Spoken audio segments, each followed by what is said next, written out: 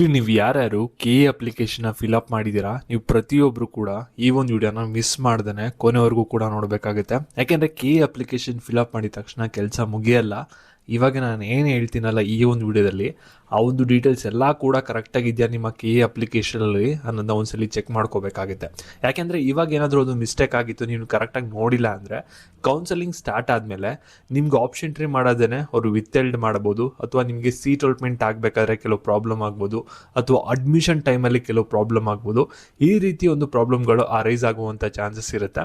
ಅದಕ್ಕೋಸ್ಕರ ಪ್ರತಿಯೊಬ್ಬರು ಕೂಡ ಕೆ ಅಪ್ಲಿಕೇಶನ್ ನೀವು ಯಾರ್ಯಾರು ಫಿಲ್ ಅಪ್ ಮಾಡಿದ್ದೀರಾ ಮತ್ತು ಈ ವರ್ಷ ಯಾರ್ಯಾರು CET ಎಕ್ಸಾಮ್ನ ಬರೆಯಬೇಕು ಅಂತ ಅಂದ್ಕೊಂಡಿದ್ದೀರಾ, ಗಮನ ಇಟ್ಟು ಕೊನೆವರೆಗೂ ಕೂಡ ನೋಡ್ತಾ ಹೋಗಿ. ಎಲ್ಲ ಇನ್ಫಾರ್ಮೇಷನ್ ಕೂಡ ಕ್ಲಿಯರ್ ಆಗಿ ತಿಳ್ಕೊತೀರಾ. ಅದಕ್ಕಿಂತ ಮುಂಚೆ ಯಾರು ಚಾನಲ್ ಸಬ್ಸ್ಕ್ರೈಬ್ ಮಾಡ್ಕೊಂಡ್ರಲ್ಲ ಪ್ರತಿಯೊಬ್ಬರು ಕೂಡ ಸಬ್ಸ್ಕ್ರೈಬ್ ಮಾಡ್ಕೊಳ್ಳಿ. ಹಾಗೆ ಪ್ರತಿಯೊಬ್ಬರು ಕೂಡ ವಿಡಿಯೋಗೊಂದು ಲೈಕ್ ಕೊಟ್ಬಿಟ್ಟಾನೆ ವಿಡಿಯೋನಕ್ಕೆ ಸ್ಟಾರ್ಟ್ ಮಾಡಿ. ಯಾಕೆ ಅಂದರೆ ನೀವು ಮಾಡುವಂಥ ಒಂದು ಸಣ್ಣ ಲೈಕ್, ಒಂದು ಸಬ್ಸ್ಕ್ರೈಬಿಂದ ನಿಮ್ಗೆ ಇದೇ ರೀತಿ ಕಂಟಿನ್ಯೂಸ್ ಆಗಿ ಒಂದು ಅಪ್ಡೇಟ್ಸ್ಗಳನ್ನ ನೀಡ್ತಾ ಇರ್ಬೋದಾಗಿರುತ್ತೆ. ಇವಾಗ ನಾವು ಡೈರೆಕ್ಟಾಗಿ ವಿಡಿಯೋಗೆ ಬರೋಣ. ಅದಕ್ಕಿಂತ ಮುಂಚೆ ಒಂದು ಇಂಪಾರ್ಟೆಂಟ್ ವಿಷಯ ಏನಂದರೆ, ಇಲ್ಲಿ ನೀವು ಎಷ್ಟೊಂದು ಜನ ಇಂಜಿನಿಯರಿಂಗ್ನ ಮಾಡಬೇಕು ಅಂತ ಅಂದ್ಕೊಂಡಿದ್ದೀರಾ, ಆದರೆ ನಿಮಗೆ ರಿಯಾಲಿಟಿ ಏನು ಗೊತ್ತಾ? 2026 83% ಜನರುಗಳಿಗೆ ಇಂಜಿನಿಯರಿಂಗ್ ಮಾಡಿರೋರಿಗೆ ಕೆಲಸ ಸಿಗ್ತಾಯಿಲ್ಲ. ಇಂಟರ್ನ್ಶಿಪ್ ಪಡ್ಕೊಳ್ಳೋದು ಕೂಡ ತುಂಬ ಕಷ್ಟ ಆಗಿದೆ. ಮತ್ತು ಎಂಟ್ರಿ ಲೆವೆಲ್ ಜಾಬ್ಸ್ 50% ಎಲ್ಲ ಕೂಡ ಗ್ರ್ಯಾಬ್ ಮಾಡಿದೆ. ಡಿಬಗ್ಗಿಂಗ್, ಟೆಸ್ಟಿಂಗ್ ಎಲ್ಲ ಕೂಡ ಆಟೋಮೇಷನ್ ಆಗಿಬಿಟ್ಟಿದೆ. ಮತ್ತು ನಿಮ್ಗೆಲ್ಲರಿಗೂ ಕೂಡ ಬರುವಂಥ ಪ್ರಶ್ನೆ ಏನಂದರೆ, ನಾನು ಇಂಜಿನಿಯರಿಂಗ್ ಮಾಡಬೇಕಾ ಮಾಡಬಾರ್ದಾ, ಮಾಡಿದ್ರೆ ಯಾವೊಂದು ಬ್ರ್ಯಾಂಚನ್ನ ಚೂಸ್ ಮಾಡ್ಕೋಬೇಕು, ಎಲ್ಲಿ ಮಾಡಬೇಕನ್ನೋ ಸಾಕಷ್ಟು ಜನಕ್ಕೆ ಡೌಟ್ ಇದೆ. ಲಾಸ್ಟ್ ಇಯರಿಂದ ತುಂಬಾ ಕೇಳ್ತಾ ಇದ್ದೀನಿ. ಫಸ್ಟ್ BTech ಪ್ರೋಗ್ರಾಮ್ ಮೆರೆ ಸ್ಕೂಲ್ ಆಫ್ ಟೆಕ್ನಾಲಜಿದು ಇದು ತುಂಬಾ ಇಂಟ್ರೆಸ್ಟಿಂಗ್. ಏನಂದರೆ ಅವ್ರ ಮಾಡೆಲಲ್ಲಿ ಇದು UGC ಅಪ್ರೂವ್ಡ್ ಯೂನಿವರ್ಸಿಟಿ ಆಗಿದೆ. ಐಟೆಕ್ ಇನ್ಸ್ಟಿಟ್ಯೂಟು ಮತ್ತು ರಾತಿನಮ್ ಇನ್ಸ್ಟಿಟ್ಯೂಟ್ ಇದೆ. ಈ ನಿಮಗೆ ಒಂದು ಡಿಗ್ರಿ BTech CS ಇದು ಆರ್ಟಿಫಿಷಿಯಲ್ ಇಂಟೆಲಿಜೆನ್ಸ್ ಮತ್ತು ಮಿಷಿನ್ ಲರ್ನಿಂಗ್ ನಿಮಗೆ ಫುಲ್ಲಿ ಗೌರ್ಮೆಂಟ್ ರೆಕಗ್ನೈಸ್ಡ್ ಮತ್ತು ಅಪ್ರೂವ್ಡ್ ಆಗಿರುವಂಥ ಯೂನಿವರ್ಸಿಟಿ ಕಡೆಯಿಂದ ಸಿಗುತ್ತೆ. ಮತ್ತು ಮೆರೆಯಲ್ಲಿ ಒಂದು ಟೀಚಿಂಗ್ ಸ್ಟೈಲ್ ತುಂಬಾ ಡಿಫ್ರೆಂಟ್ ಆಗಿದೆ. ಏನಂದರೆ ಕರಿಕ್ಯುಲಮ್ ಡಿಸೈನ್ ಯಾವ ರೀತಿ ಮಾಡಿರ್ತಾರೆ ಅಂದರೆ ನಿಮಗೆ ತುಂಬಾ ಯೂನಿಕ್ ಆಗಿರುತ್ತೆ. ಮತ್ತು ಲ್ಯಾಬ್ಸ್, ಮೆಂಟರ್ಶಿಪ್ಪು, ರಿಯಲ್ ಪ್ರಾಜೆಕ್ಟ್ಸು ಎಲ್ಲ ಕೂಡ ನಿಮಗೆ ಮೆರೆಯಲ್ಲಿ ರನ್ ಮಾಡ್ತಾ ಇರ್ತಾರೆ. ನಿಮಗೆ complete recognised degree, government approved ಮತ್ತು ನೆಕ್ಸ್ಟ್ ಲೆವೆಲ್ ಫಸ್ಟ್ ಎಜುಕೇಷನ್ ಸಿಗುತ್ತೆ. ಮತ್ತು ಲಾಸ್ಟ್ ಇಯರ್ ಒಂದು ಪ್ರಾಮಿಸ್ನ ಮಾಡಿದ್ರು, ಯಾರ್ಯಾರು ಅಡ್ಮಿಷನ್ ಆಗ್ತಾರೆ ಅವ್ರಿಗೆಲ್ಲರಿಗೂ ಕೂಡ ಫ್ರೀ ಆಗಿ ಒಂದು ಮ್ಯಾಕ್ಬುಕ್ನ ಕೊಡ್ತೀವಿ. A1 ಇಂದನೇ ಕೂಡ ಲ್ಯಾಬ್ ಸ್ಟಾರ್ಟ್ ಆಗುತ್ತೆ ಮತ್ತು ಎಕ್ಸ್ಪರ್ಟ್ ಮೆಂಟರ್ಶಿಪ್ ಕೂಡ ಇರುತ್ತೆ ಅಂತ. ಆನೆಸ್ಟ್ಲಿ ಇದ್ರ ಬಗ್ಗೆ ಸ್ವಲ್ಪ ಡೌಟ್ ಇತ್ತು, ನಿಜವಾಗ್ಲೂ ಇದೆಲ್ಲ ಸಾಧ್ಯನಾ ಅಂತ. ಆದರೆ ಸ್ಟೂಡೆಂಟ್ಸು ಇವಾಗ ಏನು ಮಾಡ್ತಾ ಇದ್ದಾರೆ ಅಂದರೆ, ಆ ಒಂದು ಮ್ಯಾಕ್ಬುಕ್ಕಲ್ಲೇನೋ Day 1 ಇಂದನೇ ಕೋಡಿಂಗ್ನ ಸ್ಟಾರ್ಟ್ ಮಾಡಿದ್ದಾರೆ ಮತ್ತು ಮೆಂಟರ್ಶಿಪ್ನು ಕೂಡ ಪಡ್ಕೋತಾ ಇದ್ದಾರೆ. ಮತ್ತು ಮೆಂಟರ್ಸ್ ಎಲ್ಲ ಕೂಡ ಗೂಗಲ್, ಅಮೆಝಾನ್, ಅಡೋಬಲ್ಲಿ ಕೆಲಸ ಮಾಡಿರೋಂಥವ್ರು ನಿಮ್ಗೆ ಇಲ್ಲಿ ಗೈಡ್ನ ಮಾಡ್ತಾರೆ. ಮತ್ತು ಟೂಲ್ಸು, ಗಿಟ್ಹಬ್, ಕೋಪೈಲಟು, ChatGPT ಎಲ್ಲ ಕೂಡ ನಿಮಗೆ Day 1 ಇಂದನೇ ಆಕ್ಸೆಸ್ನ ಕೊಡ್ತಾರೆ. ರಿಯಲ್ ಆಗಿ ಮ್ಯಾಟರ್ ಆಗೋದು ಏನಂದರೆ, ಇಲ್ಲಿ ನಿಮಗೆ ಜಸ್ಟ್ ಟೀಚಿಂಗ್ ಮಾತ್ರ ಮಾಡಲ್ಲ, ಫುಲ್ ಪ್ಲೇಸ್ಮೆಂಟ್ ಮತ್ತು ಇಂಟರ್ನ್ಶಿಪ್ ಸಪೋರ್ಟು ಕೂಡ ಕೊಡ್ತಾರೆ. ಯಾಕೆಂದರೆ ನೀವು ಅಂಟಿಲ್ ನೀವು ಜಾಬ್ಗೆ ಲ್ಯಾಂಡ್ ಆಗೋವರೆಗೂ ಕೂಡ ಕಂಪ್ಲೀಟ್ ಸಪೋರ್ಟ್ ಕೂಡ ಇರುತ್ತೆ. ಮತ್ತು ಸಿಲೆಬಸ್ ಇಲ್ಲಿ ಕಾಲೇಜಲ್ಲಿ ಯಾವ ರೀತಿ ಡಿಸೈನ್ ಆಗಿರುತ್ತೆ ಅಂದರೆ, DSA ಇನ್ C++, ಮ್ಯಾಥಮೆಟಿಕ್ಸ್ ಸಾಫ್ಟ್ವೇರ್, ಮತ್ತು ಫುಲ್ ಸ್ಟ್ಯಾಕ್ ಡೆವಲಪ್ಮೆಂಟು, ಇದೇ ರೀತಿ ಅಡ್ವಾನ್ಸ್ ಟೆಕ್ನಾಲಜಿ ಮೇಲೆ ಒಂದು ಡಿಸೈನ್ನ ಮಾಡಿರ್ತಾರೆ. ಇಲ್ಲಿ ಎಷ್ಟೊಂದು ಕಾಲೇಜ್ಗಳಲ್ಲಿ ಸಿಲೆಬಸ್ಸು ಔಟ್ಡೇಟೆಡು, 10 years ಹಳೇದು, ಇಂಡಸ್ಟ್ರಿಗೆ ರೆಲೆವೆಂಟ್ ಇಲ್ಲದೆ ಇರೋದನ್ನ ಒಂದು ಡಿಸೈನ್ ಮಾಡಿದ್ದಾರೆ. ಆ ಒಂದು ಯೂನಿವರ್ಸಿಟಿ ಕಡೆಯಿಂದನೇ ಪಾಠನ ಮಾಡ್ತಾ ಇರ್ತಾರೆ. ಆದರೆ ಮೆರೆಯಲ್ಲಿ ಏನಿದೆ ಅಂದರೆ 2030ಗೆ ಇಂಡಸ್ಟ್ರಿ ರೆಡಿ ಸಿಲೆಬಸ್ನ ನಿಮಗೆ ಹೇಳ್ಕೊಡ್ತಾ ಇರ್ತಾರೆ. ಮತ್ತು ನಿಮಗೆ ಲಾಸ್ಟಲ್ಲಿ ಒಂದು ಸಿಂಪಲ್ ಆಗಿರುವಂಥ ಅಡ್ವೈಸ್ನ ಕೊಡ್ತೀನಿ. ನಿಮ್ಮ ಲೈಫಲ್ಲಿ ಏನಾದರೂ ಸ್ವಲ್ಪ ಮೀನಿಂಗ್ಫುಲ್ ಆಗಿರೋದನ್ನ ನೀವು ಮಾಡಬೇಕು ಅಂದರೆ ಫಸ್ಟು ರೈಟ್ ಡಿಸಿಷನ್ನ ತೊಗೊಳ್ಳಿ. ಮತ್ತು ಅಪ್ಲಿಕೇಶನ್ ಲಿಂಕ್ ಬಂದುಬಿಟ್ಟು ಡಿಸ್ಕ್ರಿಪ್ಷನ್ ಬಾಕ್ಸಲ್ಲಿ ಇರುತ್ತೆ, ಕ್ಲಿಕ್ ಮಾಡಿಬಿಟ್ಟು ಫೆಬ್ರವರಿ 1ನೇ ತಾರೀಕು ಒಳಗಡೆ ಅಪ್ಲೈ ಮಾಡಿ. ಎಕ್ಸಾಮು ನಿಮಗೆ ಫೆಬ್ರವರಿ 2ನೇ ತಾರೀಕು ಮತ್ತು 3ನೇ ತಾರೀಕು ಇರುತ್ತೆ. ನಿಮ್ಮ ಫ್ಯೂಚರು ನಿಮ್ಮ ಕೈಲೇ ಇದೆ. ನೀವೇನಾದರೂ ಇಂಜಿನಿಯರಿಂಗ್ನ ಜಸ್ಟ್ ಒಂದು ಡಿಗ್ರಿ ಕಲೆಕ್ಟ್ ಮಾಡ್ಕೊಳ್ಳೋಕ್ಕೆ ಮಾಡ್ತಾ ಇದ್ದೀರಾ ಅಂದರೆ ನೀವು ಬೇರೆ ಕಾಲೇಜ್ನ ಚೂಸ್ ಮಾಡ್ಬೋದು. ರಿಯಲ್ ಕೆರಿಯರ್ ಫೌಂಡೇಶನ್ ಬೇಕು ಅಂದರೆ ಮೆರೆನ ನೀವು ಚೂಸ್ ಮಾಡ್ಬೋದಾಗಿರುತ್ತೆ. ನೀವು 83% ಜನ ರೀತಿ ಅನ್ಎಂಪ್ಲಾಯ್ಮೆಂಟ್ ಆಗ್ತೀರಾ ಅಥವಾ 17% ಪೀಪಲ್ ರೀತಿ ಸಕ್ಸೀಡ್ ಆಗ್ತೀರಾ ಅನ್ನೋ ಥಿಂಕ್ ಮಾಡಿ ಒಂದು ಡಿಫ್ರೆಂಟ್ ಆಗಿ. ಲಿಂಕ್ ನಿಮಗೆ ಡಿಸ್ಕ್ರಿಪ್ಷನ್ ಬಾಕ್ಸ್ ಇರುತ್ತೆ, ಕ್ಲಿಕ್ ಮಾಡಿ ಅಪ್ಲೈ ಮಾಡಿ. ಈ ಒಂದು ಚಾನ್ಸ್ನ ಮಿಸ್ ಮಾಡ್ಕೋಬೇಡಿ. ಇವಾಗ ನಾವು ಡೈರೆಕ್ಟಾಗಿ ವಿಡಿಯೋ ಬಗ್ಗೆ ಬರೋಣ. ಇವಾಗ ಯಾರೂ ಕೂಡ ವಿಡಿಯೋನ ಸ್ಕಿಪ್ ಮಾಡೋಕೆ ಹೋಗ್ಬಿಡಿ. ಇಲ್ಲಿ ನೋಡಿ, ಕೆ ಅಪ್ಲಿಕೇಶನ್ ನೀವು ಡೌನ್ಲೋಡ್ ಮಾಡ್ಕೊಂಡಿದ್ದ ತಕ್ಷಣ ನಿಮ್ಮ ಅಪ್ಲಿಕೇಶನ್ ಫುಲ್ ಕಂಪ್ಲೀಟಾಗಿ ಆಗಿದೆ ಅಂದರೆ ಅಲ್ಲಿ ಫಸ್ಟ್ ಸ್ಟೆಪ್ ಏನಂತ ಬಂದಿರಬೇಕಂದ್ರೆ ಫೈನಲ್ ಕಾಪಿ ಅಂತ ಬಂದಿರಬೇಕು. ಓಕೆನಾ? ಈ ರೀತಿ ಬಂದಿತ್ತು ಅಂದರೆ ಮಾತ್ರ ನಿಮ್ಮ KA ಅಪ್ಲಿಕೇಶನ್ ಕರೆಕ್ಟಾಗಿ ಒಂದು ಸಬ್ಮಿಟ್ ಆಗಿದೆ, KAಗೆ ಅದು ಹೋಗಿದೆ ಅಂತ ಅರ್ಥ, KA ಸರ್ವರ್ಗೆ. ಓಕೆನಾ? ಇವಾಗ ನಾನು ಏನು ಹೇಳ್ತೀನಲ್ಲ ಪ್ರತಿಯೊಂದು ಡೀಟೇಲ್ಸ್ ನಿಮ್ಮ ಒರಿಜಿನಲ್ ಅಪ್ಲಿಕೇಶನ್ ತೊಗೊಂಡು ವೆರಿಫೈ ಮಾಡ್ಕೊಳ್ಳಿ, ಸರಿನಾ? ಹಾಗೆ ವಿಡಿಯೋನ ಗಮನ ಇಟ್ಟು ಕೊನೆವರೆಗೂ ಕೂಡ ನೋಡ್ತಾ ಹೋಗಿ, ಇಂಪಾರ್ಟೆಂಟ್ ವಿಡಿಯೋ ಆಗಿರೋದ್ರಿಂದ. ಇಲ್ಲಿ ನಿಮ್ಮ ಅಪ್ಲಿಕೇಶನಲ್ಲಿ ಫಸ್ಟ್ ನಿಮ್ಮ ನೇಮು, ನಂತರ ನಿಮ್ಮ ಫಾದರ್ ನೇಮು, ನಂತರ ನಿಮ್ಮ ಡೇಟ್ ಆಫ್ ಬರ್ತ್, ಈ ಮೂರೂ ಡೀಟೇಲ್ಸು ಕೂಡ ಕರೆಕ್ಟಾಗಿದೆಯಾ ಅನ್ನೋದನ್ನ ಒಂದ್ಸಲ ವೆರಿಫೈ ಮಾಡ್ಕೊಳ್ಳಿ. SLC ಮಾರ್ಕ್ಸ್ ಕಾರ್ಡ್ ಏನಿದೆಯಲ್ಲ ಅದಕ್ಕೆ ಎಕ್ಸಾಕ್ಟಾಗಿ ಮ್ಯಾಚಪ್ ಆಗಬೇಕು. ಸ್ಪೆಲ್ಲಿಂಗ್ ಮಿಸ್ಟೇಕ್ ಆಗಿರಲಿ, ಡೇಟ್ ಆಫ್ ಬರ್ತ್ ಮಿಸ್ಟೇಕ್ ಆಗಿರಲಿ, ಏನೂ ಕೂಡ ಇರಬಾರ್ದು. ಓಕೆನಾ. ಏನಾದರೂ ಇತ್ತು ಅಂದರೆ ಮುಂದೆ ಪ್ರಾಬ್ಲಮ್ ಆಗುತ್ತೆ. ಇವಾಗ mother name, mobile number, email address ಮತ್ತು ಕ್ಯಾಂಡಿಡೇಟ್ ಅಡ್ರೆಸ್ ಏನಿದೆಯಲ್ಲ ಅದನ್ನ ಒಂದ್ಸಲಿ ಕರೆಕ್ಟಾಗಿದೆಯಾ ಅನ್ನೋ ಒಂದ್ಸಲಿ ವೆರಿಫೈ ಮಾಡ್ಕೊಳ್ಳಿ. ಮತ್ತು ನ್ಯಾಷನಾಲಿಟಿ ಮತ್ತು ಜೆಂಡರ್ ಎಲ್ಲ ಕೂಡ ಕರೆಕ್ಟಾಗಿದೆಯಾ ಅನ್ನೋದನ್ನ ಒಂದ್ಸಲಿ ವೆರಿಫೈ ಮಾಡ್ಕೊಳ್ಳಿ. ಓಕೆನಾ. ನೆಕ್ಸ್ಟು ಅಪ್ಲೈಡ್ ಕೋರ್ಸಸಲ್ಲಿ ಗಮನ ಇಟ್ಟು ಕೇಳಿಸ್ಕೊಳ್ಳಿ.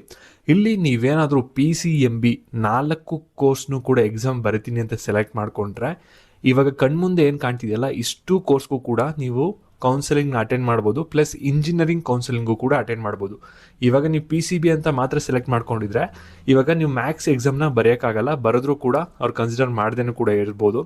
ಹಾಗೆ ನೀವು ಕೌನ್ಸಿಲಿಂಗ್ ಅಟೆಂಡ್ ಮಾಡಬೇಕಾದ್ರೆ ಇಂಜಿನಿಯರಿಂಗಿಗೆ ನೀವು ಅಪ್ಲೈ ಮಾಡಿರಲ್ಲ. ಓಕೆನಾ. ಇಷ್ಟು ಕೋರ್ಸಿಗೆ ಮಾತ್ರ ಇವಾಗ ನೀವು ಅಪ್ಲೈ ಮಾಡಿದ್ದೀರಾ ಅಂತ ಅರ್ಥ. ನನ್ನ ಸಜೆಷನ್ ಏನಂದರೆ PCMB 4 ಸಬ್ಜೆಕ್ಟ್ನು ಕೂಡ CET ಎಕ್ಸಾಮ್ ಬರಿತೀನಿ ಅಂತ ಒಂದು ಫಸ್ಟು ಸೆಲೆಕ್ಟ್ ಮಾಡ್ಕೊಳ್ಳಿ. ಓಕೆನಾ. ಅದಾದಮೇಲೆ ನೆಕ್ಸ್ಟು ಅಪ್ಲೈಡ್ ಕೋರ್ಸಸ್ಸಲ್ಲೇ ಇನ್ನೊಂದು ಆಪ್ಷನ್ನು ಕೂಡ ಕೇಳುತ್ತೆ, UG NEET ಕೌನ್ಸಿಲಿಂಗ್ನ ನೀವೇನಾದರೂ ಅಟೆಂಡ್ ಮಾಡ್ತೀರಾ ಅಂತ. ನೀವು ಎಸ್ ಅಂತ ಕೊಡಬೇಕಾಗುತ್ತೆ. ನೀವು ಯಾರ್ಯಾರು ನೀಟ್ ಎಕ್ಸಾಮ್ನ ಬರೆದು ಒಂದು ಮೆಡಿಕಲ್, ಡೆಂಟಲ್, ಆಯುಷ್ ಶೀಟ್ನ ತೊಗೋಬೇಕು ಅಂತ ಪ್ಲ್ಯಾನ್ ಮಾಡ್ಕೊಂಡಿದ್ದೀರಾ ಅವರು ಇವಾಗಲೇ ಅಪ್ಲೈ ಮಾಡಬೇಕಾಗುತ್ತೆ ಕೌನ್ಸಿಲಿಂಗ್ಗೆ. ಓಕೆನಾ. ಮತ್ತೆ ಇಲ್ಲಿ ನೀವೆಲ್ಲರೂ ಕೂಡ ಒಂದು ಅರ್ಥ ಮಾಡ್ಕೊಳ್ಳಿ, ಇವಾಗ ನೀವೇನು ಇಲ್ಲಿ ಅಪ್ಲೈಡ್ ಕೋರ್ಸ್ ಅಂತ ಇದೆಯಲ್ಲ ಇದು CET ಎಕ್ಸಾಮ್ ಬರೆಯೋಕ್ಕೆ, ಹಾಗೆ ಯಾವ್ಯಾವ ಕೌನ್ಸಿಲಿಂಗ್ನ ಅಟೆಂಡ್ ಮಾಡ್ತೀರಾ ಅನ್ನೋದಕ್ಕೂ ಕೂಡ ಇವಾಗಲೇ ನೀವು ಅಪ್ಲೈ ಮಾಡಬೇಕಾಗುತ್ತೆ. ಇವಾಗ ನೀವು ನೀಟ್ ಎಕ್ಸಾಮ್ ಬರೆಯೋದು NTA ಕಂಟ್ರೋಲಲ್ಲಿರುತ್ತೆ, ಅವರು ರಿಸಲ್ಟ್ ಎಲ್ಲ ಒಂದು ಪಬ್ಲಿಷ್ ಮಾಡ್ತಾರೆ, ಎಕ್ಸಾಮ್ನ ಕಂಡಕ್ಟ್ ಮಾಡ್ತಾರೆ. ಆದರೆ ಅಲ್ಲೆಲ್ಲ ಎಕ್ಸಾಮ್ ಬರೆದು ರಿಸಲ್ಟ್ ಎಲ್ಲ ಬಂದಾದ್ಮೇಲೆ ಸೀಟ್ ಪಡ್ಕೋಬೇಕು ಮೆಡಿಕಲ್, ಡೆಂಟಲ್, ಆಯುಷ್ ಕರ್ನಾಟಕದಲ್ಲಿ ಅಂದರೆ ನೀವು KE ಹತ್ರನೇ ಬರಬೇಕಾಗುತ್ತೆ. ಅದಕ್ಕೋಸ್ಕರ ನೀವು ಇವಾಗಲೇ UG NEET ಅಂತಲೂ ಕೂಡ ಇಲ್ಲಿ ಬಂದಿರಬೇಕು ಕೆಳಗಡೆ, ನೀವು ನೀಟ್ ಕೌನ್ಸಿಲಿಂಗ್ನ ಅಟೆಂಡ್ ಮಾಡಬೇಕು ಅಂದ್ಕೊಂಡಿರೋರು. ಇಲ್ಲಿ ನಿಮಗೆ ನೆಕ್ಸ್ಟು ಎಕ್ಸಾಮಿನೇಷನ್ ಸೆಂಟರ್ ಅಂತ ಕೇಳ್ತಿದೆ.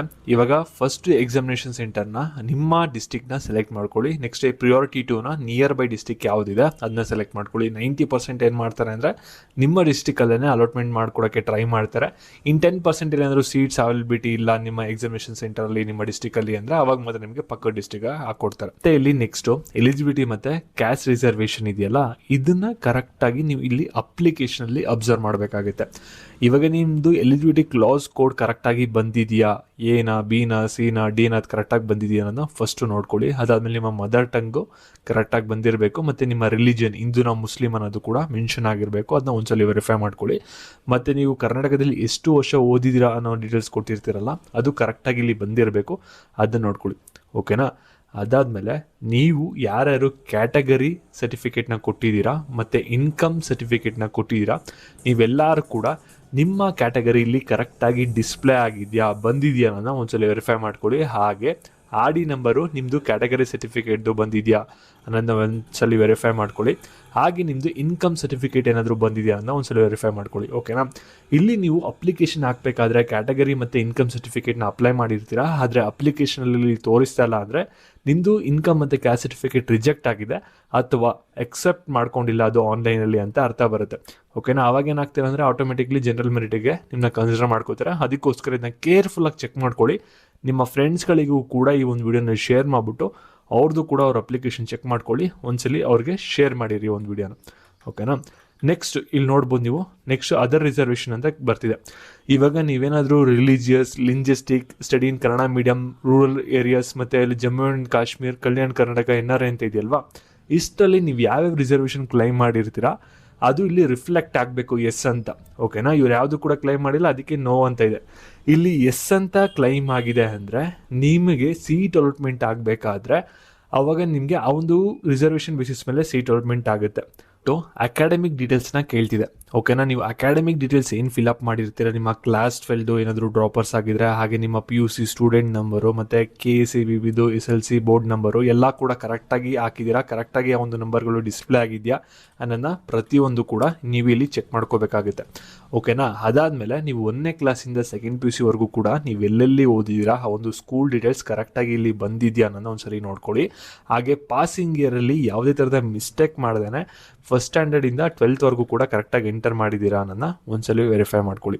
ಓಕೆನಾ. ಅಷ್ಟು ಇದು ಪೇಮೆಂಟ್ ಡೀಟೇಲ್ಸು ಇದು ಎಲ್ಲ ಕೂಡ ಕರೆಕ್ಟಾಗಿ ರಿಫ್ಲೆಕ್ಟ್ ಆಗಿದೆಯಾ ಅನ್ನೋದನ್ನ ಒಂದ್ಸಲಿ ಚೆಕ್ ಮಾಡ್ಕೊಳ್ಳಿ. ಅದಾದಮೇಲೆ ಫೈನಲ್ ಆಗಿ ನಿಮ್ಮ ಒಂದು ಅಭ್ಯರ್ಥಿಯ ಸಹಿ ಅಂತ ಇದೆಯಲ್ಲ ಇದರಲ್ಲಿ ನಿಮ್ಮ ಸಿಗ್ನೇಚರ್ ಕರೆಕ್ಟಾಗಿ ಬಂದಿದೆಯಾ ಅನ್ನೋದನ್ನ ಒಂದ್ಸಲ ವೆರಿಫೈ ಮಾಡ್ಕೊಳ್ಳಿ. ಓಕೆನಾ. ಅದಾದಮೇಲೆ ನೆಕ್ಸ್ಟ್ ನಿಮ್ಮ ಫೋಟೋ ಇಲ್ಲಿ ಕರೆಕ್ಟಾಗಿ ಬಂದಿದೆಯಾ ಅನ್ನೋದನ್ನ ಒಂದ್ಸಲಿ ವೆರಿಫೈ ಮಾಡ್ಕೊಳ್ಳಿ. ಓಕೆನಾ. ಫೋಟೋ ಜಾಗದಲ್ಲಿ ಸಿಗ್ನೇಚರ್ ಜಾಗದಲ್ಲಿ ಫೋಟೋ ಬರಬಾರ್ದು, ಅದನ್ನ ಒಂದ್ಸಲಿ ಕ್ರಾಸ್ ವೆರಿಫೈ ಮಾಡ್ಕೊಳ್ಳಿ. ಸರಿನಾ. ಇವಾಗ ಯಾರು ಕೂಡ ವಿಡಿಯೋನ ಸ್ಕಿಪ್ ಮಾಡಕ್ ಹೋಗ್ಬಿಡಿ, ಗಮನ ಇಟ್ಟು ಕೇಳಿಸ್ಕೊಳ್ಳಿ. ಇವಾಗ ಲಾಸ್ಟ್ ಪೇಜಲ್ಲಿ ಈ ರೀತಿ ಇರುತ್ತೆ, ಕ್ಯಾಂಡಿಡೇಟ್ ಕ್ಲೈಮ್ ಡೀಟೇಲ್ಸ್ ಅಂತ. ಇದು ನಿಮ್ಮ ಕೆ ಅಪ್ಲಿಕೇಶನ್ ಕಂಪ್ಲೀಟ್ ಸಮ್ಮರಿ ಆಗಿರುತ್ತೆ. ಓಕೆನಾ? ಇಲ್ಲಿ ನಿಮ್ಮ ಅಪ್ಲಿಕೇಶನ್ ನಂಬರು, ನಿಮ್ಮ name, gender, date of birth, ಮತ್ತು ಯಾವೊಂದು ಕ್ಯಾಟಗರಿ ಕ್ಲೈಮ್ ಮಾಡಿದ್ದೀರಾ, ಮತ್ತು ಸೂಪರ್ನರಿ ಕೋಟಾಗೆ ಎಲಿಜಿಬಲ್ ಇದ್ದೀರಾ, ಅಥವಾ ಹೈದರಾಬಾದ್ ಕರ್ನಾಟಕ ನಿಮ್ಗೆ ಅಪ್ಲೈ ಆಗುತ್ತಾ, ಜಮ್ಮು ಕಾಶ್ಮೀರ ಕ್ಲೈಮ್ ಮಾಡಿದ್ದೀರಾ, ಮತ್ತು ನಿಮ್ಮ ಮದರ್ ಟಂಗು, ಮತ್ತು ನಿಮ್ಮದು ಕ್ಯಾಸ್ಟ್ ನೇಮು, ರಿಲಿಜನು, ಇನ್ಕಮ್ ಎಲ್ಲ ಕೂಡ ಇಲ್ಲೇ ಬಂದ್ಬಿಟ್ಟಿರುತ್ತೆ. ಅದೆಲ್ಲನೂ ಕೂಡ ಒಂದ್ಸಲಿ ಕರೆಕ್ಟಾಗಿ ಬಂದಿದೆಯಾ ಅನ್ನೋದನ್ನ ಒಂದ್ಸಲಿ ವೆರಿಫೈ ಮಾಡ್ಕೋಬೇಕಾಗುತ್ತೆ. ಏನಾದರೂ ರಾಂಗ್ ಇತ್ತು ಅಂದರೆ ಕಿಎಗೆ ನೀವು ರಿಪೋರ್ಟ್ ಮಾಡಬೇಕಾಗುತ್ತೆ, ಈ ರೀತಿ ಡೀಟೇಲ್ಸ್ಗಳು ರಾಂಗ್ ಆಗಿದೆ ಅನ್ನೋದು. ಓಕೆನಾ? ಅದಾದಮೇಲೆ ನೀವು ನೋಡ್ಬೋದು ಕ್ಲೈಮ್ಡ್ ಸ್ಟಡಿ ಇಯರ್ಸ್ ಸಮ್ಮರಿ ಅಂತ ಇದೆ. ಓಕೆನಾ? ನೀವು ಎಷ್ಟು ವರ್ಷ ಕರ್ನಾಟಕದಲ್ಲಿ ಓದಿದ್ದೀರಾ ಅನ್ನೋದಕ್ಕೆ ನೀವು ಇಲ್ಲಿ ಕ್ಲೈಮ್ ಮಾಡಿದ್ದೀರಾ, ಅದು ಎಷ್ಟು ವೆರಿಫೈ ಆಗಿದೆ ಮತ್ತು ಎಷ್ಟು ವೆರಿಫೈ ಮಾಡಿಸ್ಬೇಕಾಗುತ್ತೆ ಆ ಒಂದು ಡೀಟೇಲ್ಸು ಕೂಡ ಬರುತ್ತೆ. ಅದನ್ನ ನೀವು ನೋಡ್ಕೋಬೇಕಾಗುತ್ತೆ. ಮತ್ತು ನೀವು ಕನ್ನಡ ಮೀಡಿಯಮ್ ರೂರಲ್ ಏನಾದರೂ ರಿಸರ್ವೇಷನ್ನ ಇಲ್ಲಿ ಕ್ಲೈಮ್ ಮಾಡಿರ್ತೀರ 10 ಇಯರ್ಸ್ ಅಂತ. ಇಲ್ಲಿ ವೆರಿಫೈಡಲ್ಲಿ 0 ಇತ್ತು ಅಂದರೆ ನೀವೇನು ಮಾಡಬೇಕಾಗುತ್ತೆ ಅಂದರೆ ನಿಮ್ಮ ಹತ್ತಿರದ PU ಕಾಲೇಜ್ಗೆ ಹೋಗಬೇಕಾಗುತ್ತೆ, ಗೌರ್ಮೆಂಟ್ PU ಕಾಲೇಜ್ಗೆ, ಅಥವಾ ನಿಮ್ಮ PU ಕಾಲೇಜ್ಗೆ ಹೋಗ್ಬಿಟ್ಟು ಅಲ್ಲಿ ನಿಮ್ಮ ರಿಲೆವೆಂಟ್ ಡಾಕ್ಯುಮೆಂಟ್ಸ್ಗಳನ್ನ ಕೊಟ್ಬಿಟ್ಟು ಇಲ್ಲಿ ಏನು ವೆರಿಫೈಡ್ ನಾಟ್ ವೆರಿಫೈಡ್ ಅಂತ ಇರುತ್ತಲ್ವಾ, ವೆರಿಫೈನ ಮಾಡಿಸ್ಕೋಬೇಕಾಗುತ್ತೆ. ಆವಾಗ ವೆರಿಫೈ ಮಾಡಿರೋದಕ್ಕೆ ಅವರೊಂದು ಅಕ್ನಾಲಜ್ಮೆಂಟ್ನ ಕೊಡ್ತಾರೆ. ಅದಾದಮೇಲೆ ಒಂದು ಕೀ ಅಪ್ಲಿಕೇಶನ್ನ ನೀವು ಡೌನ್ಲೋಡ್ ಮಾಡ್ಕೋಬೇಕಾಗುತ್ತೆ. ಈ ರೀತಿ ನಿಮ್ಮ ಅಪ್ಲಿಕೇಶನ್ನ ಪ್ರತಿ ಒಂದು ಪಾಯಿಂಟ್ನೂ ಕೂಡ ಒಂದು ಸಲ ಚೆಕ್ ಮಾಡ್ಕೊಳ್ಳಿ. ಎಲ್ಲ ಕರೆಕ್ಟಾಗಿತ್ತು ಅಂದರೆ ನೀವು ಏನು ಕೂಡ ತಲೆ ಕೆಡಿಸ್ಕೋಬೇಡಿ, ನಿಮ್ಮ ಅಪ್ಲಿಕೇಶನ್ನ ಸೈಡಿಗೆ ಇಟ್ಬಿಟ್ಟು ಎಕ್ಸಾಮ್ಗೆ ಟೆನ್ಷನ್ ಫ್ರೀಯಿಂದ ಪ್ರಿಪೇರ್ ಆಗಿ. ನೆಕ್ಸ್ಟ್ CET ಆಲ್ ಟಿಕೆಟ್ ಬರುತ್ತೆ, PUC ಎಕ್ಸಾಮ್ ಎಲ್ಲ ಆದಮೇಲೆ ನಂತರ ಆಲ್ ಟಿಕೆಟ್ ಡೌನ್ಲೋಡ್ ಮಾಡಿಕೊಂಡು CET ಎಕ್ಸಾಮ್ನ ನೀವು ಬರೀಬೋದಾಗಿರುತ್ತೆ. ಅದೊಂದು ಕೌನ್ಸಿಲಿಂಗ್ನ ಅಟೆಂಡ್ ಮಾಡ್ಬೋದಾಗಿರುತ್ತೆ. ಮತ್ತು ಟೆಲಿಗ್ರಾಮ್ ಮತ್ತು ವಾಟ್ಸಪ್ ಚಾನಲ್ ಲಿಂಕ್ ಬಂದ್ಬಿಟ್ಟು ಡಿಸ್ಕ್ರಿಪ್ಷನ್ ಬಾಕ್ಸ್ ಇರುತ್ತೆ, ಅದ್ರ ಕ್ಲಿಕ್ ಮಾಡಿ ಜಾಯ್ನ್ ಆಗಿ. ಮತ್ತು ಪೇಯ್ಡ್ ಕೌನ್ಸಿಲಿಂಗ್ ಮೆಂಬರ್ಶಿಪ್ ಬೇಕು ಅಂದರೆ ಮಾತ್ರ ಈ ಒಂದು ನಂಬರ್ಗೆ ವಾಟ್ಸಪ್ ಮಾಡಿ, ಹೆಚ್ಚಿನ ಮಾಹಿತಿ ಸಿಗುತ್ತೆ. ಮತ್ತು ಈ ಒಂದು ವಿಡಿಯೋ ನಿಮ್ಮ ಫ್ರೆಂಡ್ಸ್ಗಳಿಗೆ ಯಾರಿಗಾರಿಗೆ ಇಷ್ಟ ಆಗುತ್ತೆ ಅವ್ರಿಗೆಲ್ಲರಿಗೂ ಕೂಡ ವಿಡಿಯೋನ ಶೇರ್ ಮಾಡಿಬಿಟ್ಟು ಈ ರೀತಿಯ ಒಂದು ಅಪ್ಡೇಟು ನೀನು ಒಂದ್ಸಲಿ ಅಪ್ಲಿಕೇಶನ್ ಚೆಕ್ ಮಾಡ್ಕೊಳೋದನ್ನ ಅವ್ರಿಗೆ ತಿಳಿಸಿ. ಹಾಗೆ ನಿಮಗೆ ಮೆರೈ ಸ್ಕೂಲ್ ಆಫ್ ಟೆಕ್ನಾಲಜಿದು ಒಂದು ಟೆಸ್ಟ್ ಲಿಂಕ್ ಬಂದ್ಬಿಟ್ಟು ಡಿಸ್ಕ್ರಿಪ್ಷನ್ ಬಾಕ್ಸ್ ಹಾಗೂ ಕಾಮೆಂಟ್ ಸೆಕ್ಷನ್ ಇರುತ್ತೆ, ಒಂದ್ಸಲಿ ಚೆಕ್ ಮಾಡಿ. Thank you.